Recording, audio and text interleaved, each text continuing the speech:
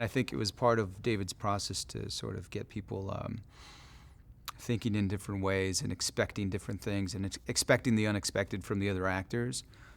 So when something, was thrown at you on the set, you'd be essentially prepared for anything, because we just did so much in terms of exploring and mining a scene for every little aspect of it, and trying to find something new every time we've done it, even though we've done maybe a given scene like 20 times. It's like trying to mine it even deeper and see, find something that we haven't found before. He's a fighter, but he's not, he's given up that side of his life.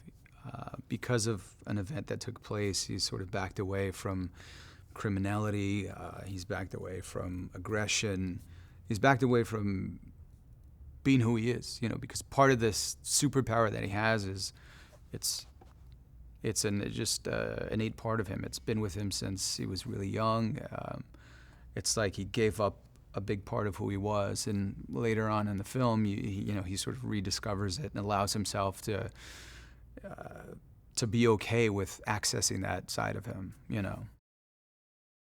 The idea is that the character, was born in LA, and he grew up around this like gang culture and spent time in prison, and so that was like a large part of where the look came from. A very sort of classic like gangster cholo kind of based look, which is I think it's taking what was in the new 52 version of Suicide Squad and kind of where the direction they took the character in that newer version, and it was like sort of taking that, but taking full ownership of it and kind of creating something a little unique.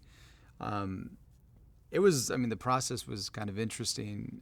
It started off with a little bit of tattoos, and they started getting, started growing. It was like everywhere. My entire body was covered with tattoos. And during sort of that like process of trying to find the complete look of the character, I was like, yeah, the more the merrier. The more I don't look like me, the better it's going to be. Will as an individual, I was confused when I first met him. I'm like, nobody could be this happy. Nobody could be this cool. Nobody could be this like,